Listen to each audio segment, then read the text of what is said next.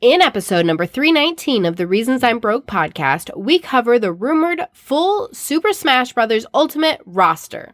We also have news on Wonder Woman 1984's delay and what that could mean for the rest of the DCEU. And our comic highlight this week is Simpsons Comics number 245. That's right, the final issue in this long run. All of this and so much more on today's show.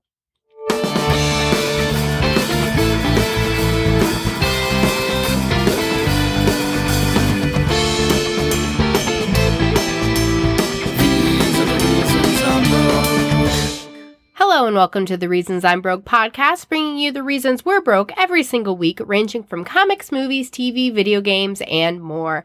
I am your almighty Emperor Kelli. And I am Darth Vader. And for those of you joining us for the very first time, welcome to the show. The way we format is first we're going to start out with some news. We're going to have our Broquette block in the middle, what went on with us this week. We have our Patreon shoutouts, and finally our comic book review at the end.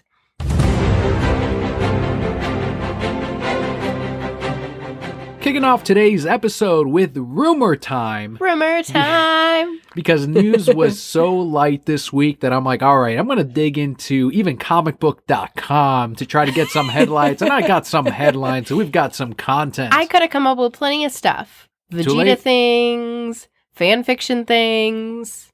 Well, I'll tell you what, this roster seems like fucking fan fiction with the kind of characters that have been rumored to be on there. According to a leaked banner from Reset Era, 7 all-new characters will be added to the Super Smash Bros. Roster for Ultimate, releasing on the Nintendo Switch. That's right, and the first character, who cares? It's Shadow the Hedgehog. You like Sonic Adventure 2? I do. Can I admit something very embarrassing? Don't tell me you had a crush on Shadow. So you are for the romance in Sonic 06 and in Sonic Adventure 2 Battle. What's the romance in Sonic 06? It's a princess that Sonic saves, and then at the end of it, this human princess kisses Sonic on the lips. No, I'm not for that. What about Shadow the Hedgehog and his romance with No, I'm Maria? not okay with that either. That's both weird. How's this not weird then? Because in my mind, I was also a hedgehog. Gotcha. But in my defense, Shadow is just Hedgehog Vegeta, right? It's like the same thing.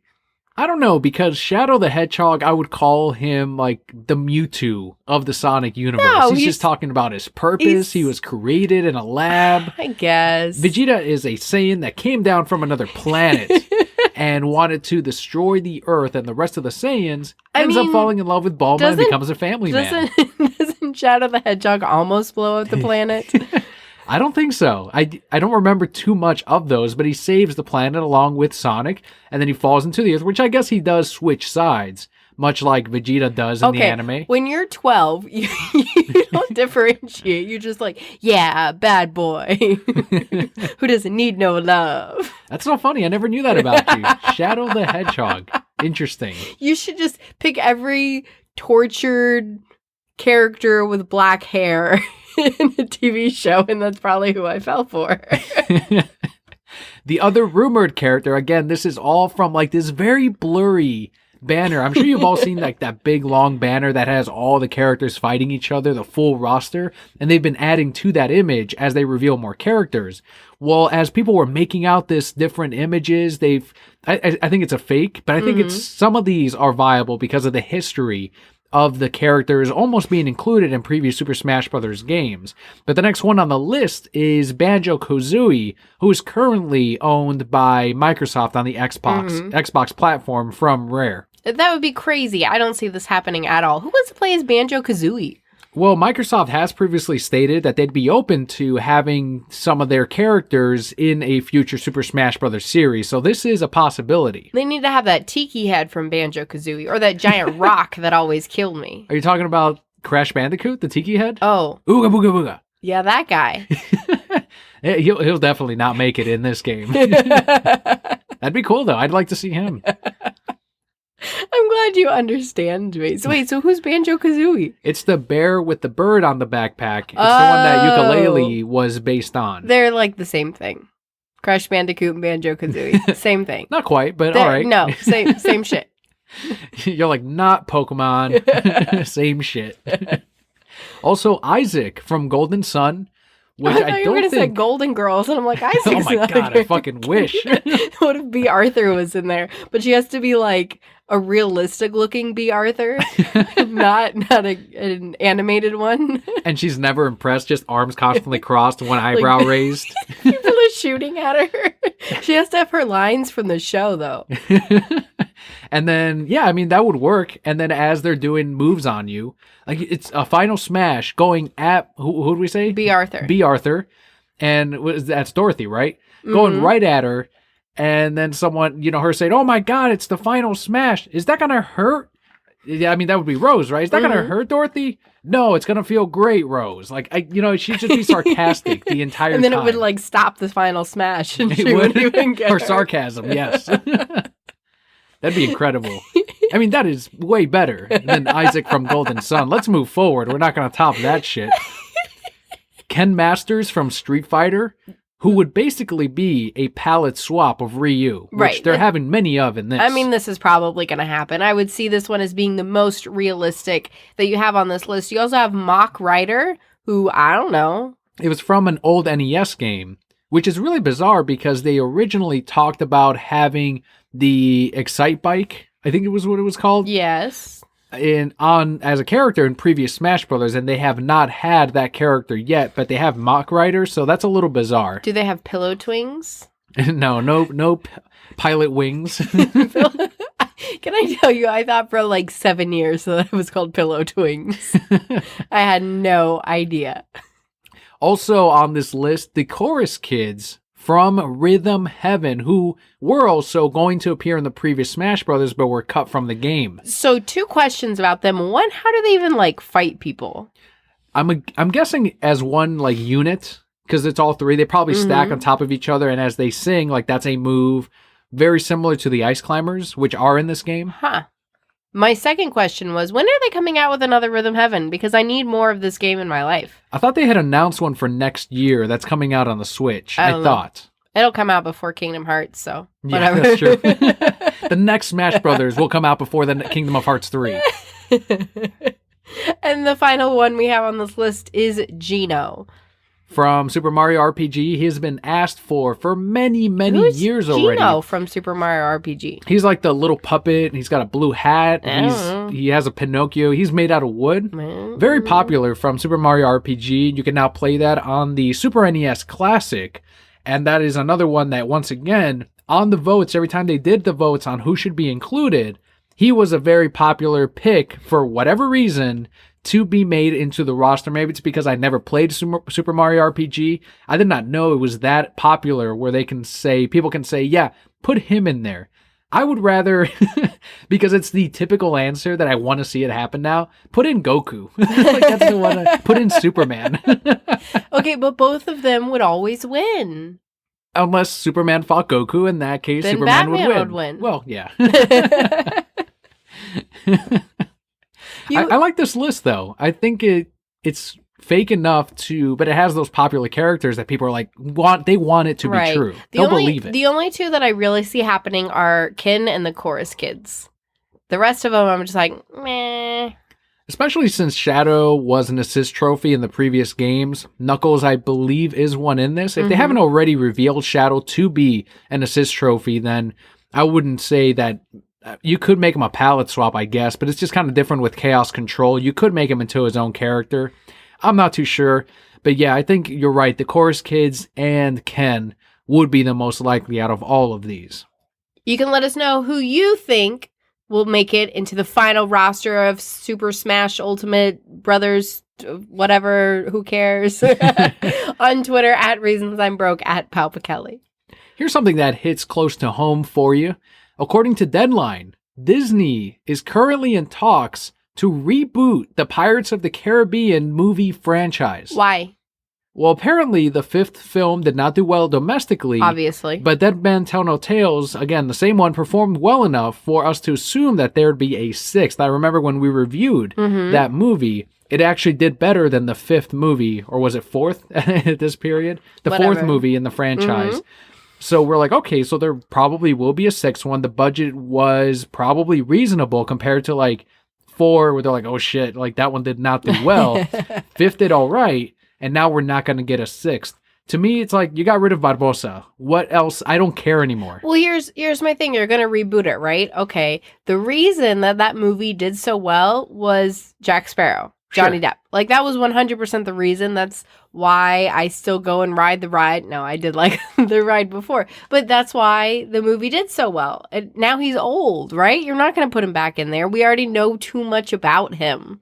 One of the rumors was that they would explore like a film franchise of just young Jack Sparrow before we got this news about the reboot. I don't want that either. Now, here's what I think, if this is the case, then, which they go through a full reboot on Pirates, that we're not going to get Jack Sparrow in these movies anymore. But that's what made the movies. Yeah, but you don't recast that character. Well, you don't recast Johnny Depp, so you don't even try. You tell a whole new story. You just don't make another movie. But there's money to be made, I get Kelly. that. So are they going to change the ride again if this is also wildly successful? If it's wild, oh, absolutely. Yes, they will. You know they will. You know the answer to these things. Of course I know the answer. What if the redhead is the main character?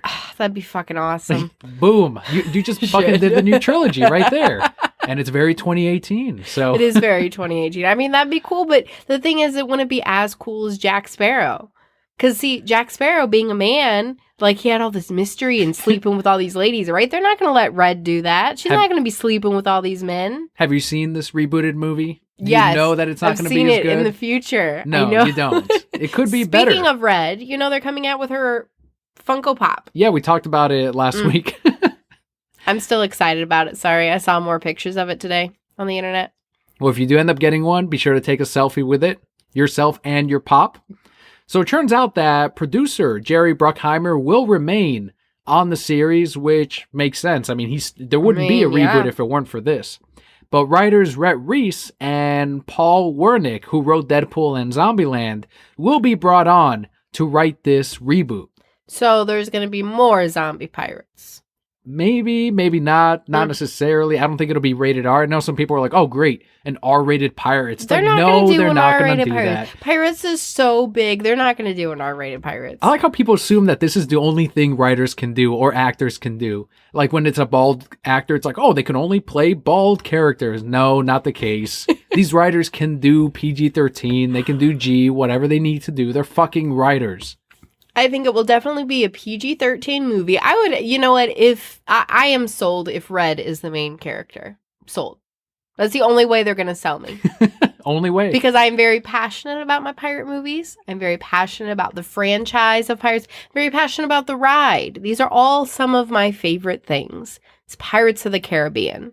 And they can't just be rebooting it and changing things up. Even if you were to tell me, like, we're going to reboot it, but we're going to follow Barbosa instead, I'd be like, but it's not Jeffrey Rush. Right. Like, do I really want to watch this? We need to see his big nose. Yes. Like, if you don't have the big, really, like, big pores, you can't do it. Even with the bushel of apples, not the same. How much has this series brought in for the mouse? 4.5 billion gold doubloon. $4.5 billion. You had too much fun with that. Because I was imagining Jeffrey Rush's voice being like, gold. I'm sure a lot more than that too, because now people are coming to the parks to go on the rides and see. So just the movies were 4.5 billion, right. But even more beyond that, the costumes alone, like those costumes are all over the place. I want to buy one for Leo. Can I buy one for Leo? Yeah, absolutely. They're so cute. Like, it won't fit him now, but he'll grow up into it, and he'll be like, "Mommy, I don't like pirates." I'll be like, "Wear your Jack Sparrow. You're a fucking pirate. Wear your Jack Sparrow costume." A lot of merch for Disney. It's definitely not something they're going to let go of just yet. And I know some people are saying it's too soon for a reboot, but as we figured out right now, the redhead, make her the main focus of it, and you've got yourself a movie. Yeah, I'd watch it.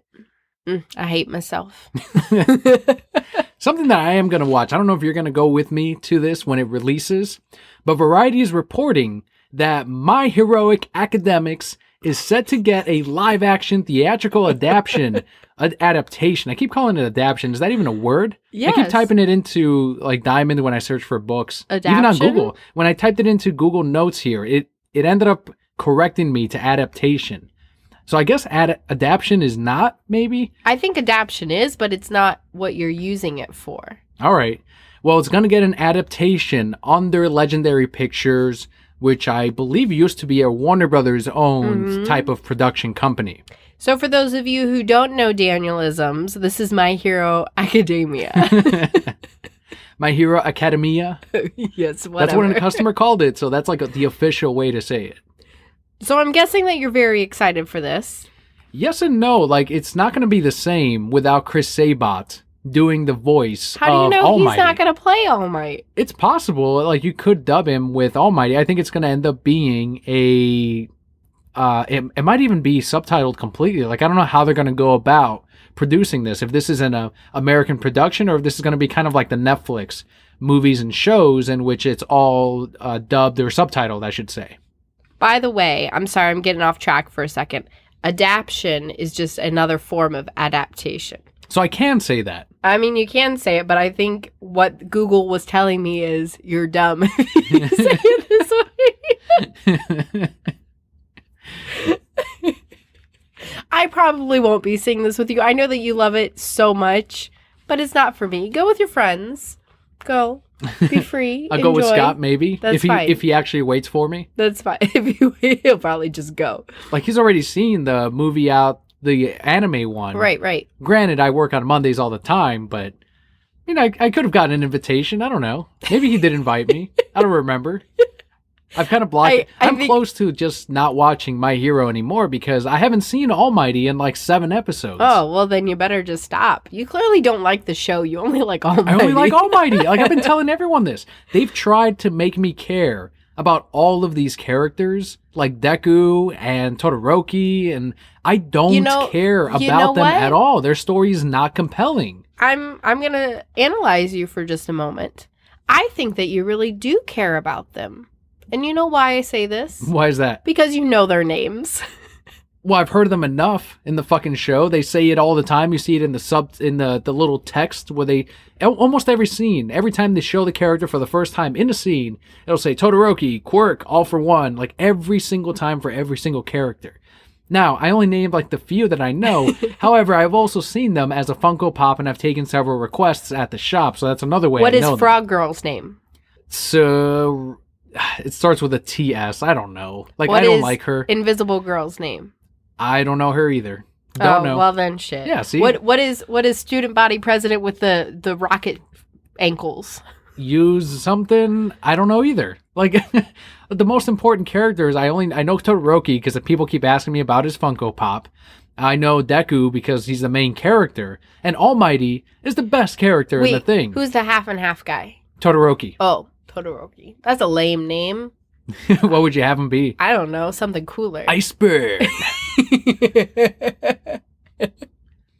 If this is just the first arc of My Heroic Academics, in which you do get a ton of Almighty action, then I'm all in. And Scott and Julian both told me that there is actually a lot of All Might action in the anime movie. Well, then there you go. So I do want to see it. It takes place... Yeah, go ahead. What if Deku ends up turning into Almighty? Well, that's what I'm kind of hoping eventually happens, because in the whole opening of the show, he says, I'm trying to become the greatest hero of all time, with a smile on my face, which is exactly what All Might does. Like, he tells him, he says that when I have my biggest smile is to give people the greatest hope, because they know, look at the giant smile on All Might. But he says, but that's when I'm the most scared. But he does it because of the hope that he has to be for everyone. Like, that's one of the things that there's so much to that character that I just want to show about All Might. I want a prequel of All Might. You want to know what the prequel is to All Might? What you're watching right now with this kid becoming All Might. He's not going to become All Might. He's don't know that. A lamer All Might. He's probably not even going to be as big as All Might. If he becomes as big and he starts talking like Chris Sabat and Chris Sabat dubs Deku, then fine. So be it. But I want All Might to get his powers back somehow. I don't know how. I just want another show of that. And Chris Sabat now, rarely even voices the powered up All Might. He now sounds more like Piccolo when he's voicing him. Doesn't Chris Sabat also do Piccolo's Yes, that's voice? what I'm saying. Like, whereas when he's All Might, it's more like a Vegeta. Which is, like, pretty cool. And it's way better. Well, I'm sorry. Like, you should watch maybe the first arc, because I think you'd be like, yeah, All Might's pretty fucking cool. I'm always going to see him as Donald Trump, so... Thanks to My Hero Macadamia. Yes. Love that comic. So that's all I can do. Well, Legendary Pictures, to anyone that's a little bit worried about it, and granted, we haven't seen this upcoming movie, but it's not their first anime-centric title. They are currently working on Detective Pikachu at the Studio, which is the first live-action take on Pokemon. Okay. I'm still scared for that one. How are you going to have a Pikachu? We're going to see. I don't know. We're going to go there. Who cares? We're going to watch it. We will. Terrible or not. But they got my money. They also previously put together Godzilla's latest American reboot. Which was awesome. That was and amazing. The sequel looks fucking incredible. It sure does. Did you see the picture of Ghidorah? No. Like his claw. Like just his claw. Someone, like they showed, there was a magazine article thing that came out, and you know how they always show stills of the movie. I don't know if you remember in that teaser trailer, they show something that's frozen in ice. Well, I guess in the original theatrical trailer, you don't really see what's in there, but in the movie still, you get to see that it's just one of Ghidorah Monster Zero's claws. And it is fucking massive compared to the people standing there. So someone actually took the size, and maybe it's inaccurate compared to how they filmed it, but if they took as much care into the proportions as they did in the first movie, Ghidorah is nearly twice the size of Godzilla in only body, not even in wingspan. He is a massive fucking monster. And this is why he's better than Godzilla. Well, Godzilla's gonna kick his fucking ass with the help of Mothra. And maybe Rodan, but definitely Mothra. No, the King Ghidorah is going to win. King Ghidorah should always win. The only way Godzilla can beat him is if they go to the moon and get into a dance battle. Do you like Monster Zero more than Godzilla? I don't know. I like them both equally. So you'd be okay with either one winning? Yes. The Rodan, fuck him. Who was the other one? I'm not a fan of Mothra, Rodan. fuck him. You gotta like Mothra a little bit. I don't like my Mothra. second favorite I monster. like Mothra 0%. 0% do I like Mothra. I never liked that movie. The two twins just sang for 40 years, and then we saw this bug, and I was like, no. And it's a cool fucking bug. It drags Godzilla around and shit. Puts up a fight. I never even got that far. The twins kept on singing, and I was done. Like, for an hour, they were just like, Mothra. Do you like the twins in the Netflix Godzilla No. show? You don't like them either? I thought you wanted them to fall in love only because she's going to fall in love with Will. But once they start singing, I'm done. I'm curious to see how they do that. And we know we're getting Monster Zero in the third part. We still haven't seen any hints of Mothra. So it's like, what are they waiting for? We've seen so many hints of Mothra. No, I'm saying like the actual monster. Like having come out of the egg, yeah. Or even the caterpillar. Mothra turned into a caterpillar? What's the caterpillar first? It turns into the cocoon, and then out emerges Mothra. I still don't like Mothra, even though I've learned this new things about them. Do you know about the evil Mothra? No. I know you haven't seen that movie, but in one of the Mothra movies, there is the regular Mothra. There's a little baby one that I don't remember if they're siblings or if it's mother and son. Okay. But there's another like twisted or an evil version of Mothra that looks like a fucking evil monster. And her and that evil Mothra are fighting, and it's trying to kill the little baby Mothra. Well, Godzilla busts up in there. And busts up in this bitch. And is the bigger threat to both. So they end up teaming up, the evil Mothra and the good one, and fight Godzilla. Both end up dying, killing Godzilla. And then the movie ends. Oh, no. They both end up dying. We think Godzilla's dead. But then the baby Mothra that saw its mother or sibling die, it merges into Mothra and beats the shit out of Godzilla, throws him off into the ocean, and that's the end of the movie. It's like my favorite Mothra moment. Do you think that it's Mama Mothra and baby Daddy Mothra, and they're fighting over custody for little baby Mothra? And then they see Godzilla like, hold on a second, we won't have any custody if this motherfucker comes in here.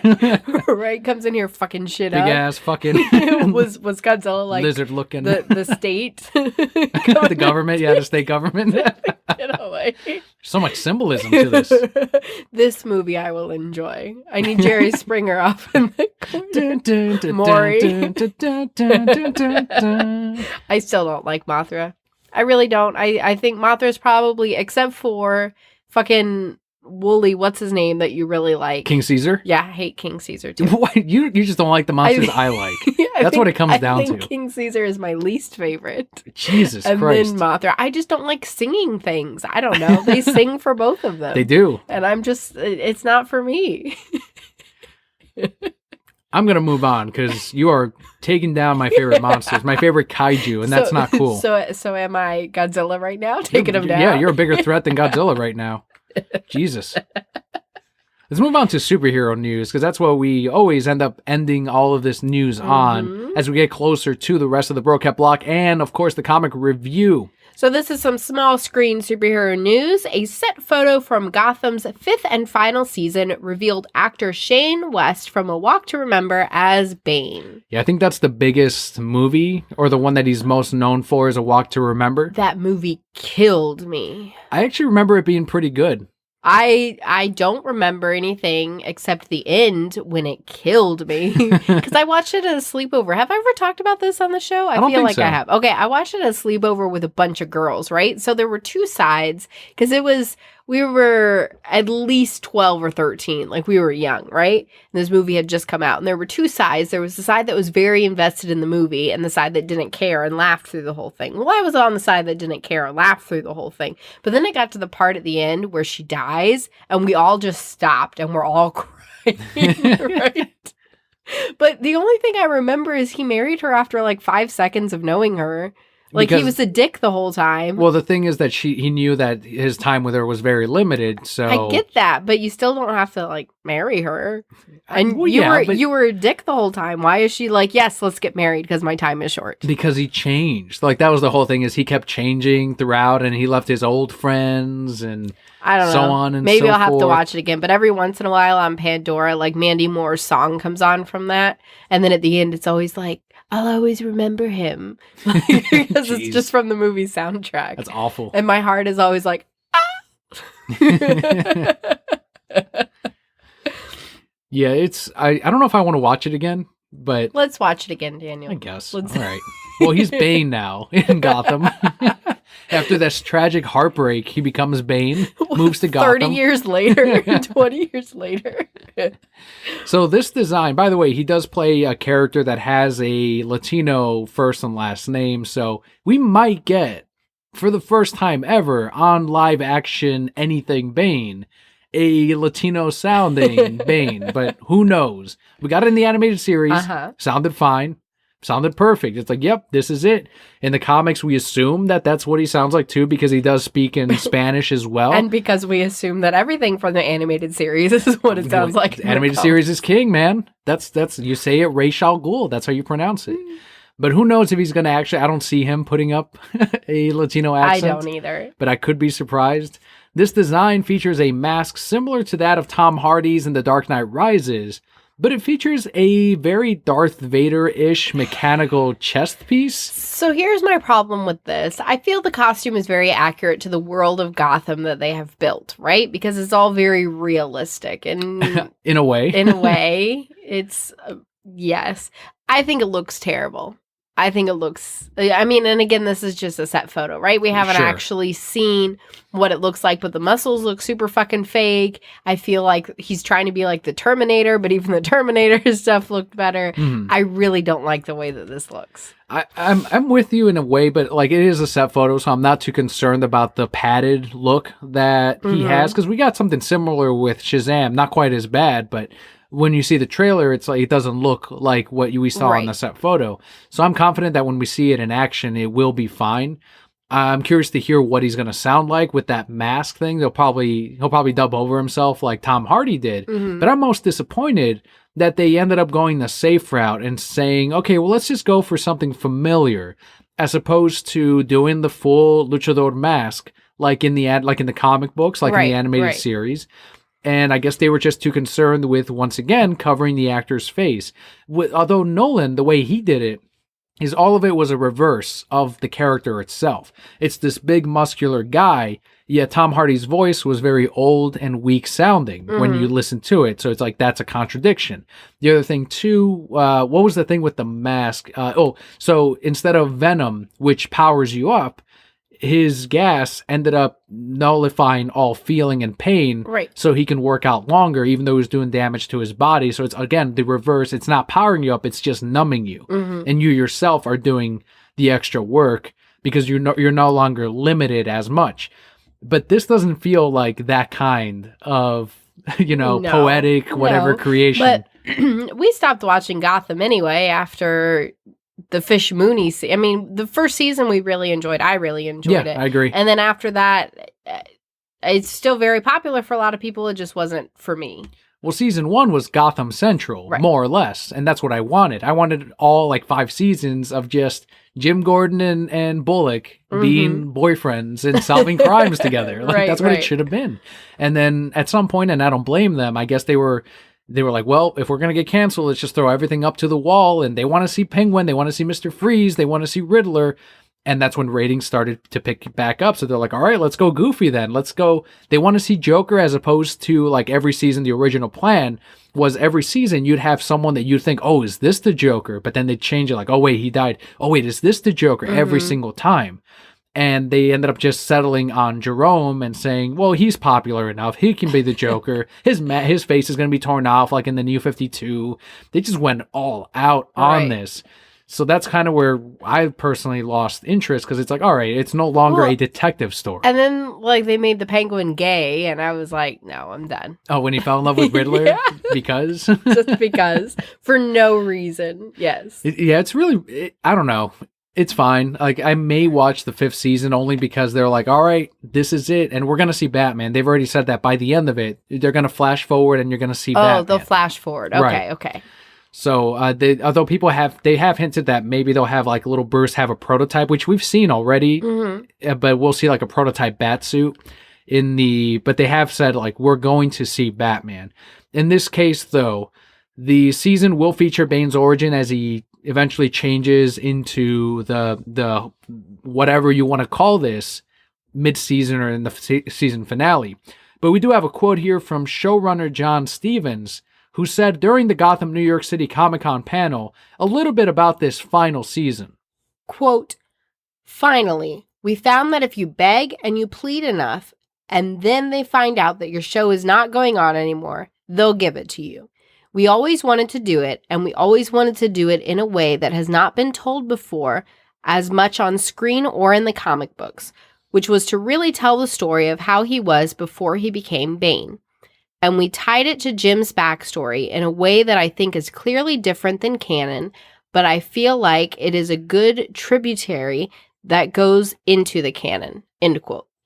What are your thoughts on the changes? I'm not too concerned with it. Everything else is different already. No, but I felt like the quote was real sloppy and kind of like, oh, we changed him just because we could, and Jim Gordon. Well, it's because it's all a prequel. It's really, they're not going to have him break little Bruce's back. That would be amazing. I do like all the people that are commenting still now, okay, so how old is Bane when Bruce is Batman? It's like all of these people this is completely different, man. All of these villains are going to be significantly older than Batman, and that's fine. We're never going to see that show anyway. Right. They're still going on. They're 5 seasons in, and they're still going on about that. Stop it. Over to some movie news for DC Comics. Warner Brothers, in a surprising move, has pushed Wonder Woman 1984 from November 1st, 2019 to its originally announced date of June 5th, 2020. This makes Shazam the only DCEU film for 2019. Joker is scheduled to release in that year, however, it is outside of DCEU continuity. Right, and Wonder Woman, so the previous movie, big success, critically and in the box office, was released in the summer. So this puts the sequel also as a summer, potentially, blockbuster, so a more familiar territory for Warner Brothers. I am not upset about this because potentially they could be doing more to make a better movie by pushing it back. Sure. And as we've said many times, we're fine if you push it back to give me a a more complete, a better product, right? Same with video games. Every time they push those back, do what you need to do to make this what it should be. Because to get it a few months sooner, half a year sooner, or a year sooner, is not equal to, well, from when it releases until the end of time, it will be remembered as a better product than what you would have had if you rushed it otherwise. Nobody's going to say, a year after it releases, oh man, they pushed it back 7 months. Why did they do? Nobody's going to say that. It's going to come out and then we're all going to go, wow, this was a great movie. Instantly forget that it was pushed back. Right, of course. I think I agree. It's just some people are theorizing, and all the Marvel sheep came out of the woodwork. It's because Ben Affleck, he quit. That's why. No, I'm surprised. No, that's actually not what they said. Oh. They said, this is to avoid Captain Marvel. DC is scared. It's like, one, it's not DC, it's Warner Brothers. Right. Two, Captain Marvel's not an established movie. If anything, Captain Marvel would move if that were the case, because Wonder Woman is the one that got there first. Mm-hmm. It's the one that now, like, DC belugas can flip it and say, how long has it taken Marvel to have a female-led movie? And we've had ours already. What's going on over there, guys? Whereas before, when they announced Captain Marvel, which should have released much sooner, and instead they decided to do Spider-Man Homecoming, people forget. Instead of having Black Panther come out sooner, they pushed that back in favor of, once again, Spider-Man Homecoming. Mm-hmm. Again, the Marvel sheep like to forget that little fact. Of course. And they like to forget the little fact that Wonder Woman got there first and Warner Brothers got there first. So it's not because of that. They're not at all concerned with this non-established Captain Marvel movie. Others are saying that it's actually to avoid their very own Fantastic Beasts and Where to Find Them, because that's also going to come out in the fall/winter of that year. They would be eating into their profits because, one, they can't move it up due to Shazam. That'd be too close to that. You've already got some crowding with the Joker film, even though that's non-continuity. And there must have been a reason why they originally had it set for 2020. Gal Gadot on Twitter said that this is its proper home, and she's happy that it is pushed back another, 7 months or so. I would say, too, I think, and I don't know, obviously I'm not in the movie industry, right? But yes, you have a lot of people who go to over the holidays, right? A lot of people go to the holidays to see this movie. But especially with a movie like Wonder Woman, I think the summer when kids are out of school, when you now have months and months of opportunity, right? June, July, August, where pretty much every day you're able, assuming that you don't work and you stay home, watch your kids. Whatever happens, right? You have more of an opportunity to go see these movies throughout the duration of the summer. And that's really what we saw with Wonder Woman, the first one, because it was such a family movie, right? There was so much in it for kids. You had all these little girls, little kids, going to see the movie and saying, yeah, I want to be Wonder Woman. Let's go see it again. And then you had adults who really enjoyed it. And then you had 3 months where people could go whenever they wanted to enjoy this movie. If you bring that to November, yes, you're going to have the 1-2 weeks rush, right, around the holidays, but then you're also going to have the people who don't have time because you're rushing into the holidays, and then right after the holidays, life keeps going on. Plus all of the holiday movies, the kids' movies especially, that always crowd that season.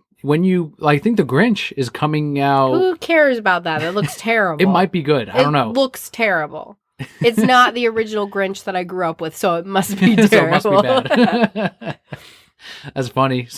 A kid watching that for the first time this year is going to say that same thing like 20 plus years from now. Yep, like, that's not the movie I grew up with. I'm going to show Leo my Grinch, and he's going to be like, Mom, this is terrible. Let's watch that new one. And I'm just going to go, oh. And I'll be like, it's actually better.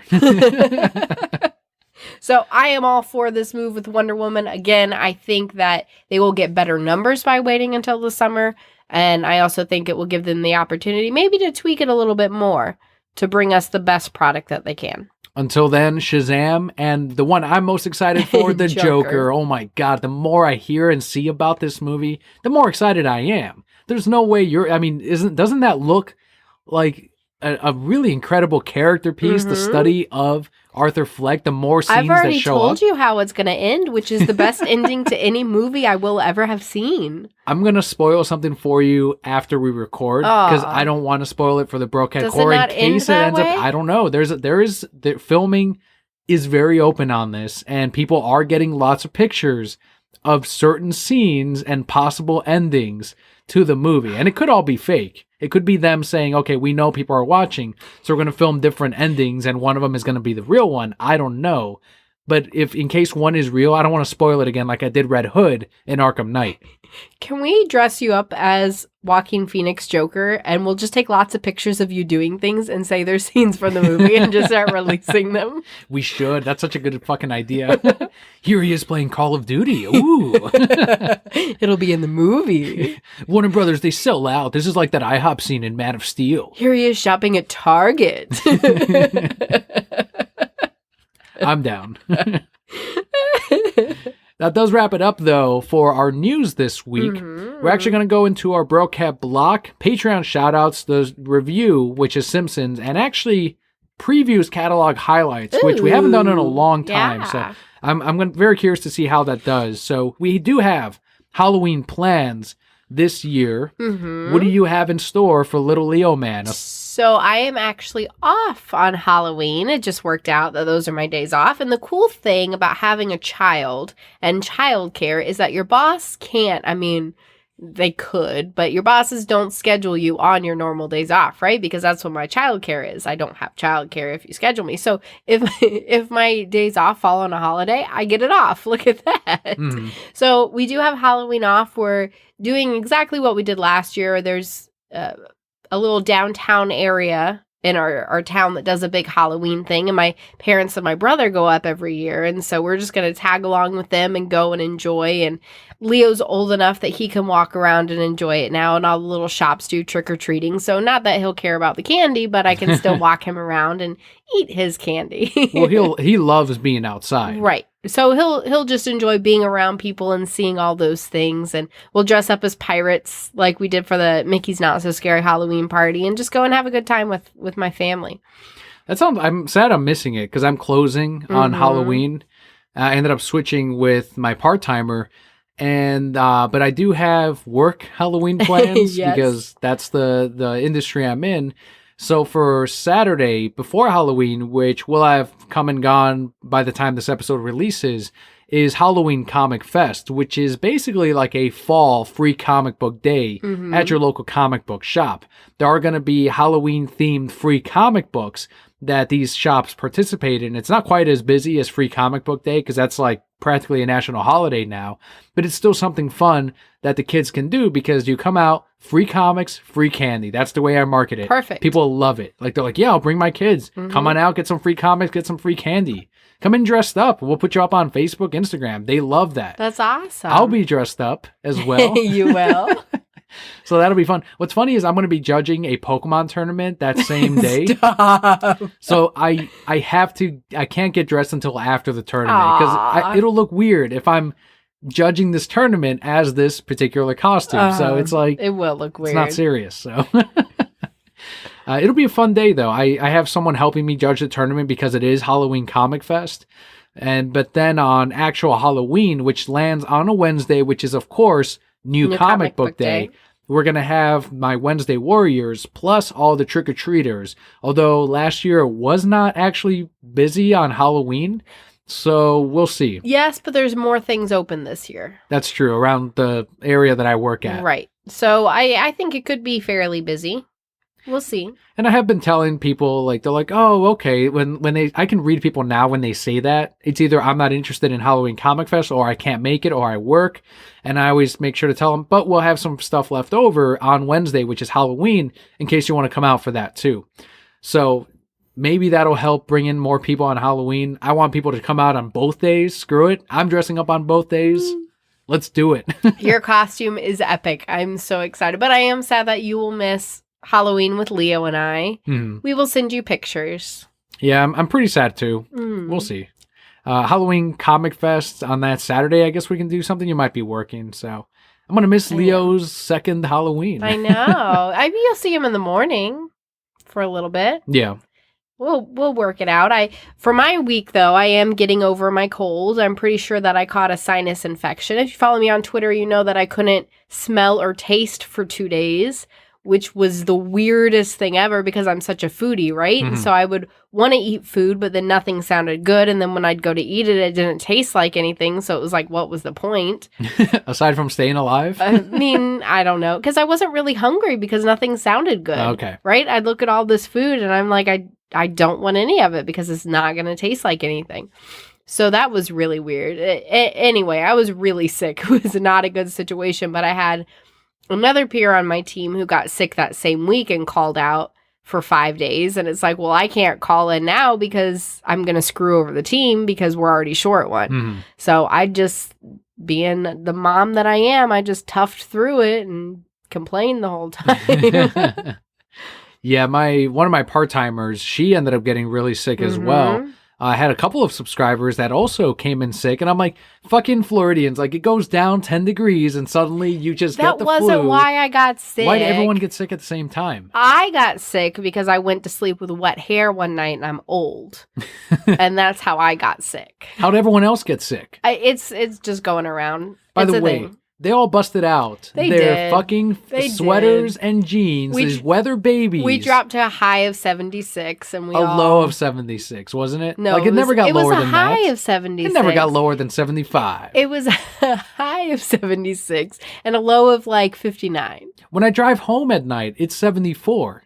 It's never been lower than that because I pay attention so I can turn off my AC. Are you up at 3 a.m. when the low is 57? No, but I mean, I'm out driving at like 9 or 10 sometimes. It's not that cold.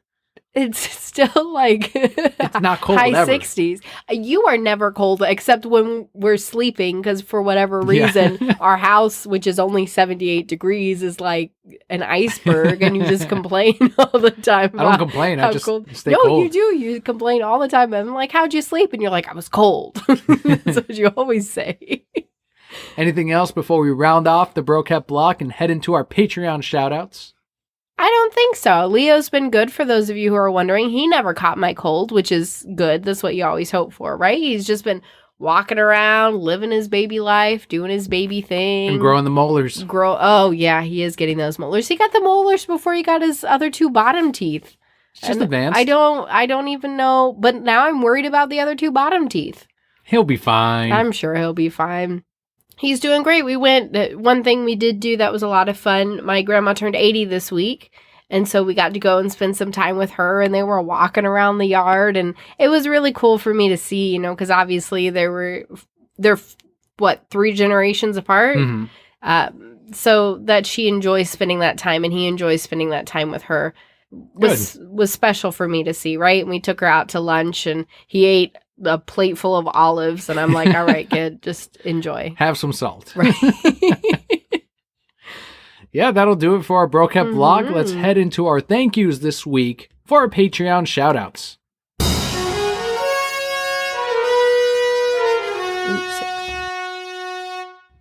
We have a whole bunch of shout-outs this week, 6 to be exact. The first one goes out to Jose, who on Instagram is at Decal Avenue. He posted a video of a basket full of baby sloths and called them his relatives, his cousins. He relates to the sloth. I do too. I think we all do on some level. I would love to just lay around. It reminds me, and I don't know why it reminded me. Somebody posted this thing on Facebook that says, do a chapter and then your age and what the title would be. And so hers was like, chapter 30, pizza or tacos. And mine was, can I say my name, my age? Should I say my age? Okay. To you. Chapter 28, can I just get 5 minutes alone?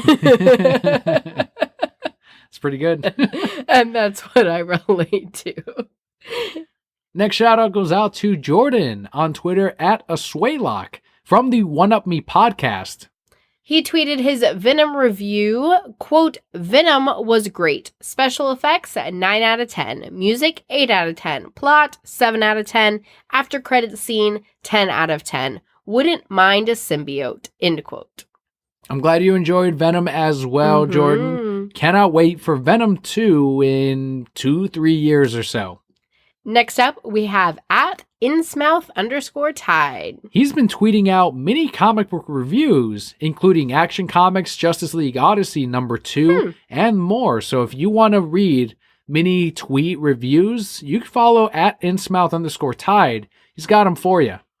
Our next shout out goes out to Elizabeth, whose Twitter handle is @eplifts. She tweeted her thoughts on Titans, quote, so good. People losing their minds leading up to this when they should have sat down and shut the fuck up. I knew it would be good, and they surpassed my expectations. Thank you, DC Universe. Thank you, DC Titans. We did see the second episode of Titans this week as well. That's right. The one with Hawk and Dove. The show got really dark, like even darker than the first episode. It did. But can I say that Hawk is a way cooler character than Robin? I'm like, Robin, get out of here. Just put more Hawk in there. You like Hawk? Yeah, he's way cooler than Robin. I thought Hawk was more whiny than Robin even. Like, what are you guys doing in here? What are you guys doing? Oh, back again, are you? It's like, dude, this is the 5th scene we've had like this. Yeah, but he was hurt and he didn't need no love. There's a trend here, Daniel. I don't know. He was too clingy and whiny. I liked him better than Robin. I still can't. I don't like Robin's face. I don't. It's like the Kevin Bacon effect, but not quite as bad. For the record, I did like Titans episode 2, but I did not like Hawk. The part I did not like in Titans episode 2, sorry, spoilers. I mean, not really that spoilers. So when the bad guy's like, here's some scissors, pull down his pants. Like he was really big on pulling down his pants. Yeah. It wasn't very specific either. Like, I know we get it, but I'm just like, maybe he just wants to see his thingy. That's all he wants. Maybe he's got the scissors to cut off his pants. We're going to cut it off. No. I think we should let him go. And put him in my suite and lock him up in there. I'll torture him some more. Do not knock. Don't listen. Put a gag on him. But what if he likes to be listened to? We got to move on. We can't. I can't. Make sure to listen. Just in case he escapes. Next shout out goes out to Joshua T on Twitter @Drips1963.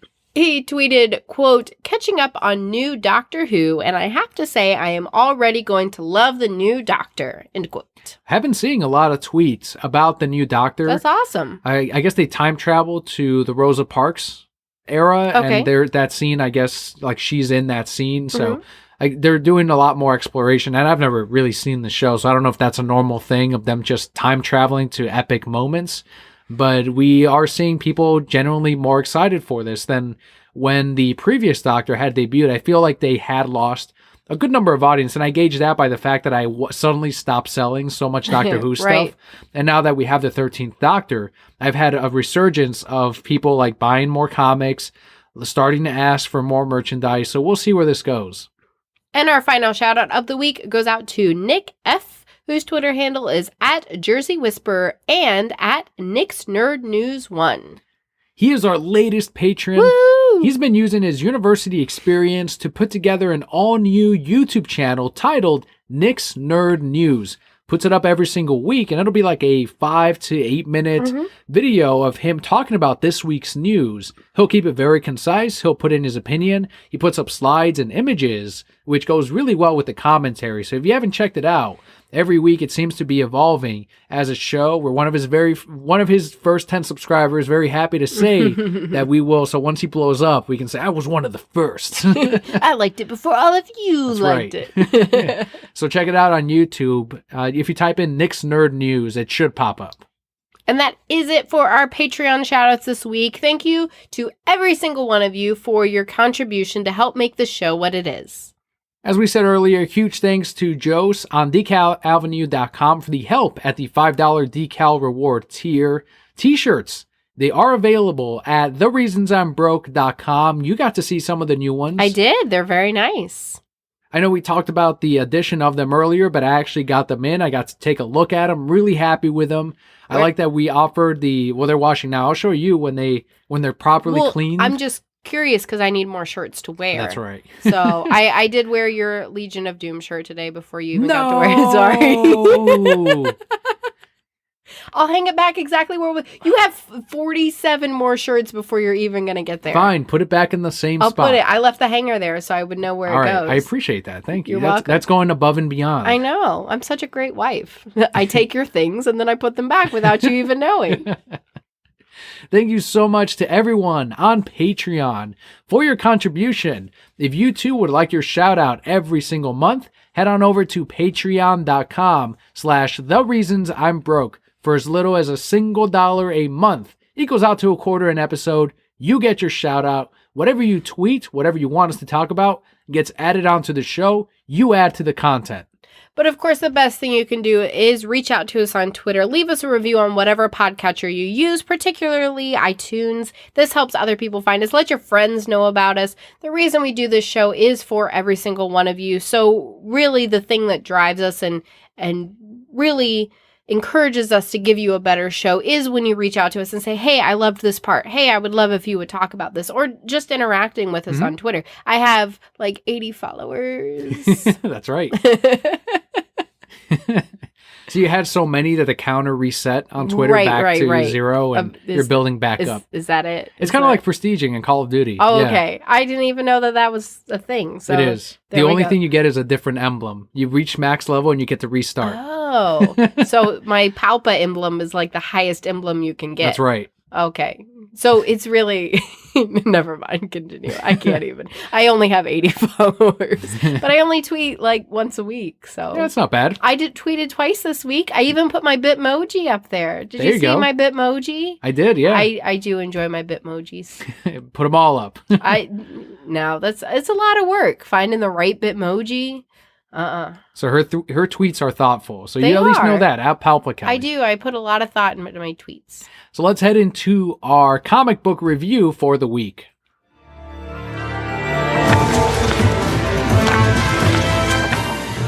This week, our review is the very final issue of Simpsons Comics. This is number 245. It's written by Nathan Kane with art by Rex Lindsay, and the colorist is Art Villanueva. There, I said it. I was going to say like Vanilla Bean, which would be a great colorist name. This one, while we haven't been consistently buying Simpsons comics, I would look at the previews, and if it looked like, for example, when Hank Scorpio returned to the world of comics, or to the world of The Simpsons, I definitely bought that issue. Really funny one. And then we always get the one-shots, like the Chief Wiggums we ended up buying, the Bartman, the Treehouse of Horror. The Summer Wingdings. Summer and Winter Wingdings. Yep, we still got those. It was the Summer Shindigs and the Winter Wingdings. Yep. But with this one being the final issue, it's like, of course. I ordered extras for the store because it's the final issue. I tried to actually get more. And the owner's like, no, it's still The Simpsons. I'm like, but it's the final issue. We sold out on Wednesday. Of course you did. So I was able to get a copy. And it actually references the first issue of Simpsons Comics. Cool. So it kind of does this whole roundabout way of going back to the very beginning. And it even contradicts, like it says, but that was back in the 90s. And the comics, like, ignore that. Like, even though, like, all these years, they're trying to make it seem like it was just a while ago. Mm-hmm. Like, the comic makes fun of itself all the time. And the whole thing is a consistent story. It has the one-eared rabbits, which was one of the My Life in Hell creations by Matt Groening. So they managed to work that sort of character into the Simpsons comics.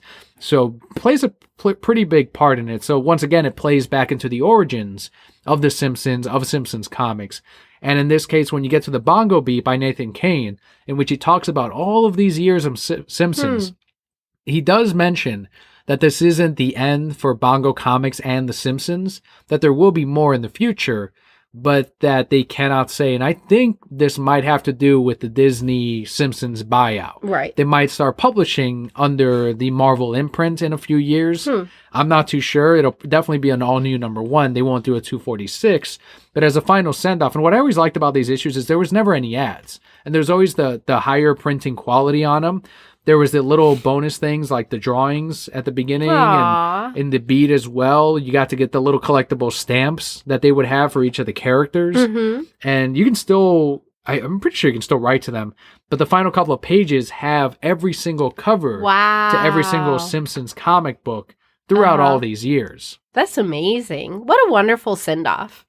I'm hoping that this does not signal the end of the show either. Like, granted, I'm not fucking watching it, but it's, I'm waiting for the Blu-rays to hit of all of those early seasons so I can start collecting those.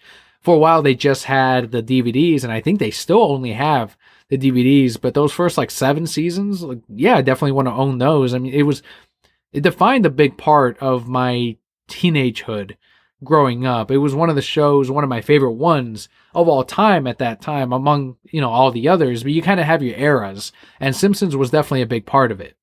I was never big on The Simpsons. I'm not reading the Simpsons comics right now either.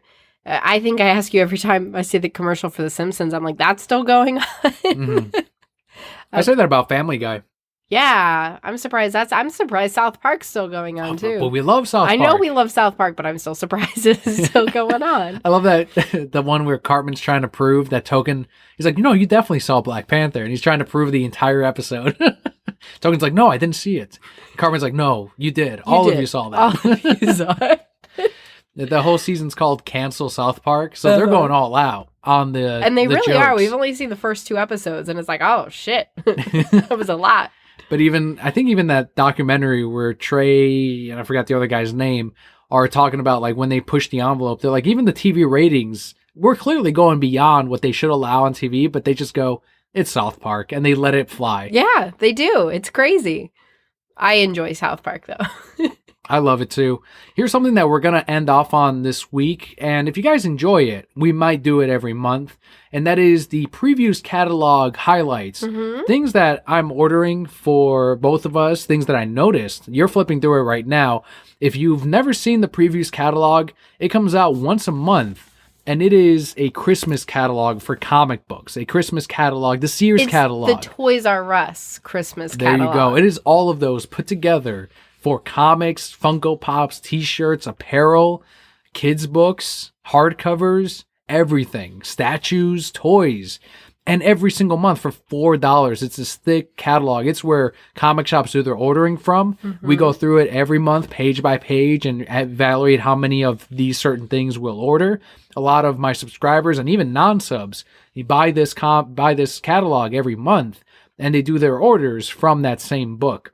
So it's something that I've always done, is gone through the catalog every month and kind of write down things for myself. But I figured we'd share it this week, or rather this month, with the rest of the Brocat Core as kind of an extra thing to look out for 2 to 3 months from now and beyond. That's always what it's set as, 2 to 3 months.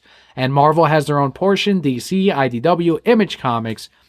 As you're flipping through it, the first thing I added on my list was from DC, and it's always usually the first catalog I go right to. Of course. Is a one-shot called Mysteries of Love in Space. And the reason the cover caught my eye, you're on the DC catalog now, is it shows the space woman, and she kind of has her hand like lovingly and reaching behind on Darkseid. And I'm like, oh, Darkseid love story. I want to see that shit. He can't show up to his first date in a skirt. That's just, it's not going to fly. He can. It's Darkseid. No. She loves him for who he is. Why? I'm looking right now at the cover for whatever this is. Young Justice #1. Robin's looking real like flamboyant there. Well, actually, what's really funny is the right comic community, right wing. Mm-hmm. Notice also Superboy is looking. They're like, he's gay now. There's no way they're not making him gay. I mean, he does look very gay right there. So that's something that they've been like upset about, because it's Brian Michael Bendis, so they're like, oh, he's gonna do all these changes, and it's like, well, we might get that with this particular line. If you look at the diverse nature of these characters, it's like, yeah, there's a lot of minorities and bigger girls and all of that, so that might be the line. If you enjoyed Ultimate Spider-Man, you might like these. But I don't know how well that's going to do. You're looking at the Mysteries of Love in space. Why is Superman jealous? I don't know. Is that Lois Lane? Oh, maybe it is Lois Lane. And she got some flowers? Interesting. Yeah, that makes a lot more sense jealous? now. He's got to act jealous. That's the thing, so people don't suspect that he loves Batman. Isn't that cool, though? Don't you want to read that? That's so cool. I don't think it is at all a Darkseid love story. She's holding him, like, backwards. You want me to read the solicitation? Fine, go ahead. It says, sometimes love can make you feel like you're from another planet. But what if you actually were? Join Superman, the New Gods, Green Lantern, Starro, Hawk Girl, and even the Teen Titans' new sensation crush for 8 tales of romance that will whisk you to the moon and back. That doesn't tell us anything. Like, it might be that love story. No, it's going to be different little love stories. Yeah, I don't think it's Lois Lane. It's not Lois Lane and Darkseid. We'll find out when we read it, because we're going to fucking read that. Except in this one, he's got a knife in his arms. The other one also, for the variant hunters out there, Batgirl number 30 will be done by Josh Middleton, who's been killing it with these covers. Just came out with one this past week. for Batgirl 28, I believe, which is already going for $25. Issue 31 will be done by Archer, so he's moving over from Catwoman to Batgirl, it looks like, at least for that month. He's also doing the Supergirl number 26 variant, which will also be done by Archer, who is also coming out with a statue, which is the second one. The first one was the Harley Quinn Archer one, where she's blowing the kiss. Unfortunately, our review for it on our YouTube channel, not a great one, so I'm very apprehensive on that particular statue, which you're looking at now. Mm-hmm. It's based on Superman the Animated Series and the Justice League design on it, and it once again looks great in the catalog.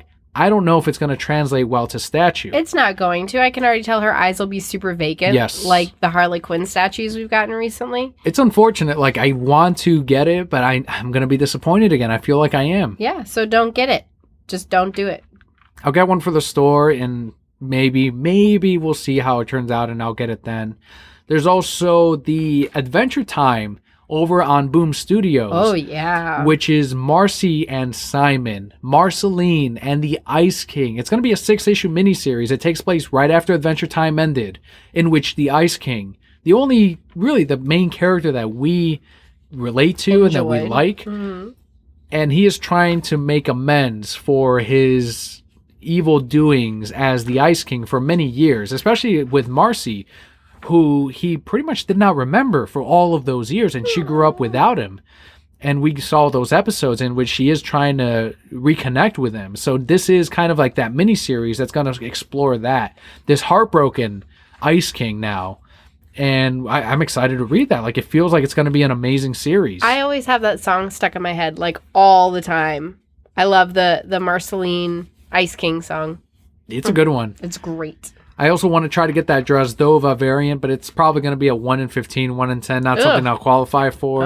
Oh, well.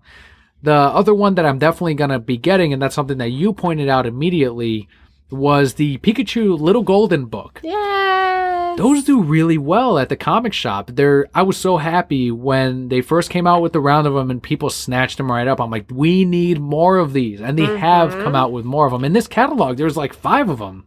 The thing about kids things is I feel like we have a lot of like kid shit. There really is. But on the nerd side of the world, there's not enough kid shit. Right? Because then you have people like us. Yes, I'm going to buy Leo those little golden books of Pikachu. I'm going to buy him a little DC golden book of fucking everything that I can find. Right? Because those are the things that really interest me. So there's such a market for this. They definitely should bring it out. And yes, it's going to sell incredibly well. And one portion, we're going to get the Pikachu one, but Marvel's actually now expanding their all ages line. They started with the Marvel Superhero Adventures, which have done really well for us at the shop. And it's like, if you guys do more of these, great. And they are. They're doing even more like little one-off miniseries featuring Spider-Man and all these characters. I do have parents all the time telling me they watch the Marvel movies, they want to get their kids into comics. And it's like, I can show them some of the current issues, which are going to be a little bit heavy. But then those Marvel Superhero Adventures do extremely well. DC Superhero Girls does really well. I just wish that more of these companies, especially DC, would do single issues, which I think parents would really enjoy. Right. Marvel's doing that. DC is only doing that with Scooby-Doo, Teen Titans Go, which also sell pretty well. But I want to see that with the superheroes as well. They'll catch up, hopefully. Look, there's a little Dumbo one and a little Aladdin one. The Golden Books? Yeah. There's even a Star Trek one. Like, I want to get that fucking Star Trek one. There's 2 Star Trek ones. I am Captain Kirk and I am Mr. Spock. Where's I am Picard and I have my gray fucking tea. Earl Grey tea. I am Picard and I am bald. Whereas I am syrup and I eat all of it. There's some good stuff in this catalog. I was really pleasantly surprised. The last one, we ordered a Deku, My Heroic Academic statue that we're going to be getting for the store. I'm still waiting for an Almighty One. You're still stuck on this New Life graphic novel. I'm reading about it. It's a 48-year-old man. I think he knocks up some woman, and he's like, oops. Peace, the end. A romantic tale of unexpected love, second chances, and questions we all must answer when a new life is put in our hands. Yeah. So I think he goes through a midlife crisis, knocks up this artist, and now he's like stuck because he's got a grown-ass son. So, oops. Did you want me to order that too? I don't know. I'm still thinking about it. Let me know. I mean, it's about like kids, but then I feel like it's really going to focus on the guy in his midlife crisis. It might. And I'm just going to be like, sir, you're 48 fucking years old. If you wrapped it, you wouldn't have this problem. You just interject in the comic. Yeah, I would. I popped up and I'm like, kids, this is why it's important for safe sex. You're like the paperclip in Microsoft Word. I miss that guy. I don't. Here's the big comic with a frog on it. You didn't want that? No, I passed on it. It's a giant frog. He's going to eat this little troll man. Good. Love it. This is really cool. Who's this guy holding the flowers? You're pointing at something the listeners can't see. Superb number 16. I don't know. Never read it. I don't know what it is either. Ooh, no way. It's about a gay guy. Is it Boom Studios? Is it IDW? No, it's Lion Forge. Lion Forge, okay. It says, actually, I don't know if he's really gay. It says, the solicitation says, Jonah has a serious case of the feelings for a newcomer on his team, and it's throwing off his superhero game. Is it a woman, or is it like a newcomer on his football team? I don't know. Not too sure. I know the fence one. I think it ended up being a gay love story, but I remember, like, and I was just joking, but in the first issue, like, it shows the two guys and they have their fencing sticks, like, and I'm like, Kevin Wada drew this pretty homoerotic, but then I think the story ends up being a gay love story. Well, I'm like, well, that makes a lot of sense. I want to get this one. It's a Random House book, and it says, DC superhero friends, be brave like Batman. You want to order that for little Leo Man? Yes. This all-new storybook series features Batman and the DC super friends helping kids tackle common fears. Are your little ones afraid of the dark? Now they can be brave like Batman. Adorable. There better be a page there to deal with pedo perv James Gunn. Batman, he's coming. No, he's not. Brr, brr, brr, brr. There is everything in this book. Like, anything that you're interested in, you can find it in here. You want half-naked women? Boom. Here they are. You got to the pervy part of it. You want half-naked women making out with each other? Boom. Here in this book. What kind of books are you buying, Dan? Wait till you get to the anime statues. Oh, no. We always joke, like, times 10, times 18. No. Like, just statues we'd be stuck with forever. Let me see. Where are they? Look, here is... This one's called Dance 10, and it's two men dancing There's together. a lot of gay manga, I found out. Oh, yeah. It's tons. Like, yes, there's even back tons. when we were, like, visiting Barnes & Noble, there was a ton even that they carried. Of course. I mean, it's all over the place. One of the funny things I get a lot of questions on, and I know it's because Google puts up the comic shop as a bookstore as opposed to, like, a comic shop. Mm-hmm. I get calls about Bibles. Do you guys carry Bibles? I'm like, what? No, we don't, because a bookstore. We have Batman books.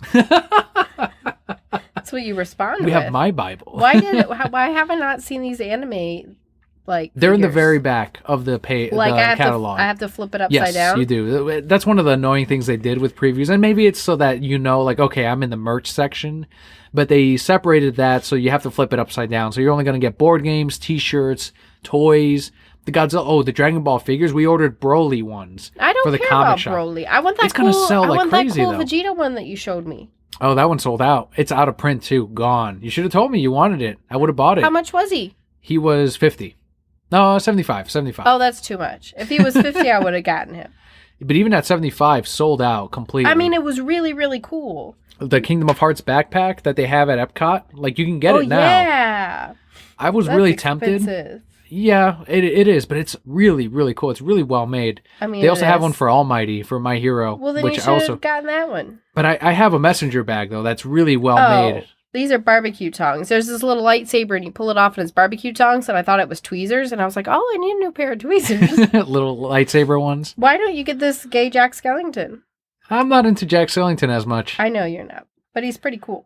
They have like Ace Ventura pins that I saw, and I'm like, when the hell did they have that? Why would they even? I'm guessing someone got the license, and they're like, why not try it? Because the license was cheap as hell. They're not doing a new Ace Ventura. They tried with, like, when he was younger. You could get a little Galaga arcade keychain.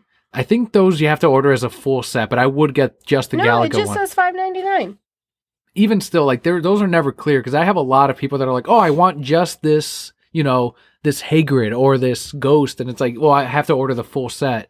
So you're never quite. Look at this big ass Dragon Zord. They have all kinds of Mighty Morphin Power Rangers. I like this C3PO with a Chinese fan. Yeah, what's up with that? He's Samurai 3PO.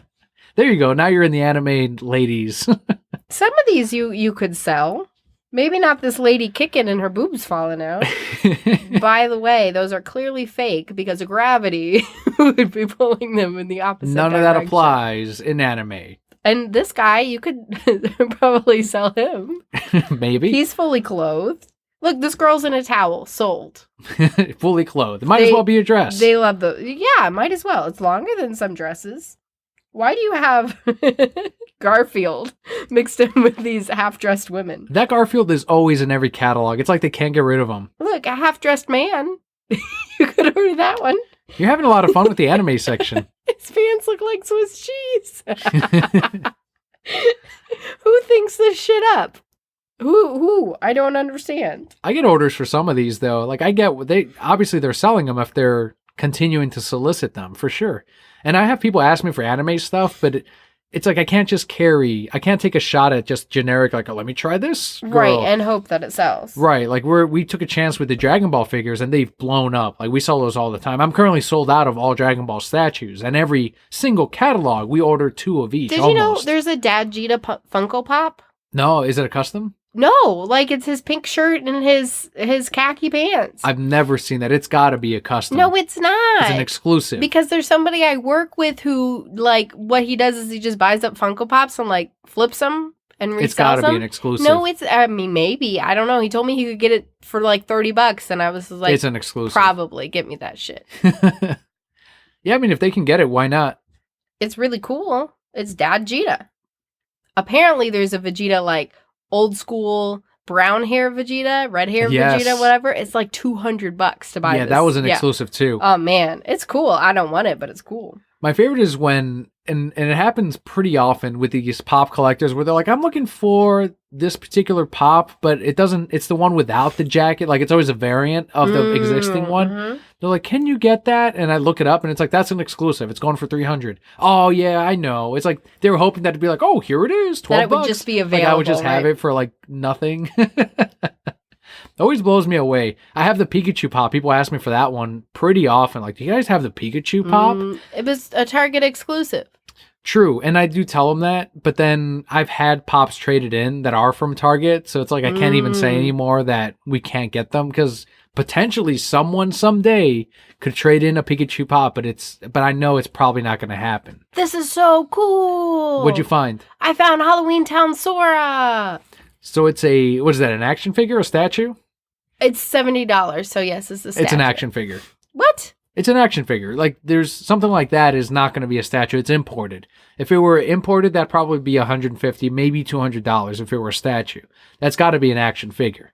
Oh, yeah, the height is 5.5 inches. Do you want Halloween Town Kingdom of Hearts Sora? Not for $70. If it was a big-ass statue, sure. If it was, like 12 inches, but it's only 5 inches. So explain to me something as the bigger Kingdom of Hearts fan, maybe. I don't know. You know a little bit more. That Black Santa hat Sora, is that only when you're in Christmas Town, or does he wear the same outfit with the pumpkin in all of the towns? I thought he wore the same outfit with the pumpkin. Maybe he didn't. So what is Black Christmas hat Sora? Hell, I don't remember. It's been 40 years since that game came out.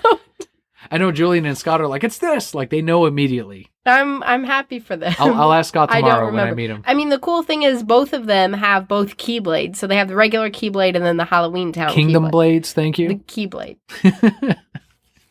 It's good stuff, though. What do you think of the... I want to know what everyone... If you guys want us to do this once a month, go through the previous catalog and kind of give our commentary on some of this. It's pretty cool. I'm glad that I went through it. I saw some interesting things. I still didn't find any books that I wanted to read. The Pikachu one. You want me to get that one? The Pikachu one. And the Batman fighting off James Gunn. Be brave like Batman or and whatever And the Romance it's DC Darkseid thing. Yes, I do want that one. And maybe New Life or whatever it was called. Man going through midlife crisis who doesn't know how to wrap it. That's what I would name it. It was pretty cool, though. I mean, if I had the opportunity to sit down and flip page by page and really take my time to pour through this, I probably would find some more things that I wanted to read. But let us know, Brocat Core, if you enjoyed the previews catalog highlights as Kelly and I went through it. And we'll do it again next month. But otherwise, that is our podcast for this week. Got a ton of comic book content with that catalog, with the Simpsons final issue. Got some TV show and movie news. So we hope you enjoyed today's episode. If you're not ready for this to end, like we've said all throughout the show, reach out to us on Twitter at Reasons I'm Broke, at Kelli. We are always happy to continue the conversation. And thank you so much for sharing this podcast with a friend. That's your homework if you haven't done it yet. Tell a friend that you think might enjoy it. You think they might be a DC beluga? Let them know about the Reasons I'm Broke podcast, and they might discover the show and enjoy it. And if this is your first episode, subscribe and listen from here forward, because otherwise the news is going to be a little bit dated as you go far back. My theories will be mostly wrong. But we hope you enjoyed today's episode. I'm Darth Vader Daniel. I'm Emperor Kelli. And Brokehead Core. All will be well.